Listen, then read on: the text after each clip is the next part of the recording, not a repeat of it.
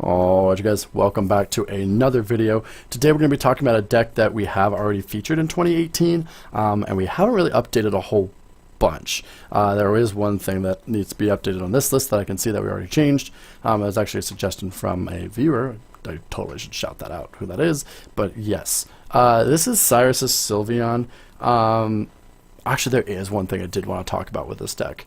Now that I think about it. Anyways, if you haven't checked out the previous video, please go check that out. I'd say a lot of way better stuff in there. But pretty much what you're going to be using is PleGX with Cyrus, Prism Star, and Infernape's ability to sweep board. So meaning you use Cyrus Prism Star to get them down to 2, PleGX to remove those 2, and then they die from burn between turns using Salazzle and Infernape, thus clearing their board in 1 turn. The great thing about this is that it doesn't require you to do it early. You can kind of chill, wait, hang out, and the moment you aren't hex locked or you have the combo up, you can get it fairly easily. The counterplay to this is just to hex them every single turn and they'll lose. So there's that to think about. So yeah, one of the things that this deck lost was Porygon Z. And the reason that Porygon Z was so significant was because it reduced the amount of the things in the active that you needed to flaming something them. I can't remember Infernape's ability, but it reduced the HP in the active so that you could Salazzle them much easier and get knockouts that way. So there's that to think about. But the Porygon Z banning was actually a blessing in disguise for this deck, because what it did is it gave us the option to, instead of playing Mew to see off Sylveon to use Ple, it gave us the option to straight evolve into Sylveon, right? Using an Energy Evolution Eevee attaching a a Fairy Energy, and instead of burning a turn using see off, you're burning a turn evolving to the GX. We thought, oh man, that's awesome. Now Hex is going to shut this deck off anyways, right? Like Lost Link gets shut off by Hex, but using Hot Poison and Infernape's ability gets shut off by Hex anyway. So this deck loses to Hex whether you're playing the Eevee version or the Mew version.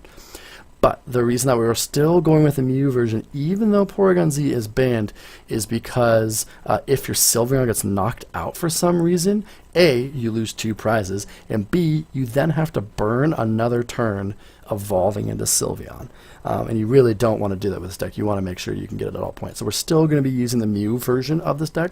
And the other thing the Mew version helps you out with is that you can play Counter Energy and Dimension Valley and use PleGX for 1 energy. You're almost always going to be losing in prizes with this deck, so that's why you play it. But yeah, a lot more Psychics than Fairies, because obviously you're going to want to use See-Off as quickly as you can. That's why we're playing Blends, Prisms, Rainbows, that sort of thing. Multi even to try to hit that turn 1, but we also have those so that if they stick, they can copy the Fairy type, so you can use Ple. That makes sense.